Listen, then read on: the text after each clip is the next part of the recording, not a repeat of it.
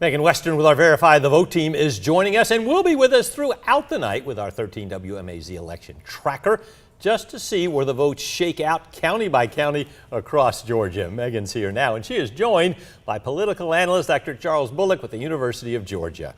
Good evening, Frank. That's right now we're taking a look at our 2024 map for how the results are coming out in Georgia. You'll see that the majority of the state is colored in white. That means that we haven't got any votes in just yet, but you will see this one red spot. This popped up just a second ago. This is actually in central Georgia. I'm going to take a zoom in and we're seeing this is actually coming from Twiggs County right now, that they are showing that President Trump is, former President Trump is in the lead. He has 54% of the vote right now, a difference of only 253 voters. Dr. Bullock, as we look at this and we continue to monitor this, what are your thoughts? Yeah, this is the very first to come in. We know that there were already 4 million votes cast previously, and all the projections are will be somewhere over 5 million. So here we've got 2,800 votes.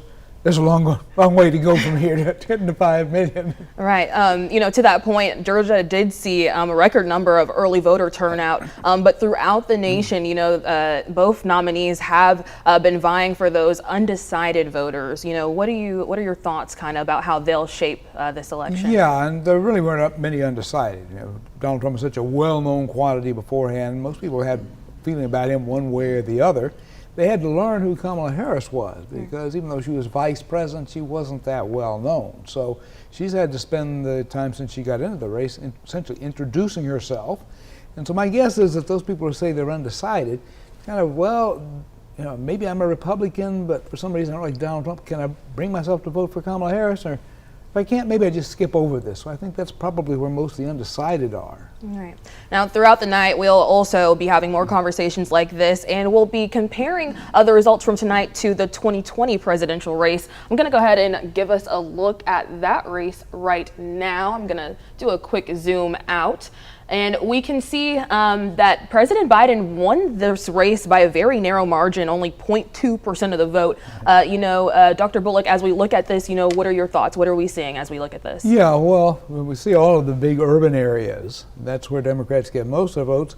And then there's through kind of middle Georgia, we do have some of these which are called black belt counties. And this is because of the coloration of the soil, but also a number of them have very large African-American populations. And so that's why some of these rural counties here tend to be Democratic, where we're looking at rural counties in other parts of the state, and they're all very red, all very Republican. Right. A big determiner, like you said, was especially this metro Atlanta area, Cobb County, Gwinnett County.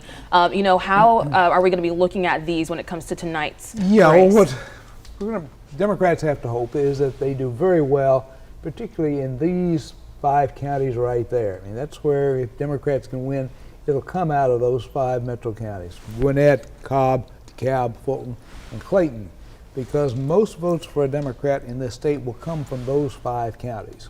Right. Now, we also do see a blue spot right here in Macon. We can actually get a closer look at central Georgia. Let's go ahead and zoom into that area. Again, you're going to see mostly red in the central Georgia area, meaning that most of our voters were in support of former President Trump. I'm actually going to turn on the heat map so we can get an even closer look at how you voted in the 2020 race. Now we'll start to see a mix of more colors, but Bleckley County is very dark red. 75% of the vote was in favor of Mr. Trump. What do you think as we look closer at this? Well, yeah, and what we're seeing here, and this is kind of a common pattern, is the central city area would be very Democratic.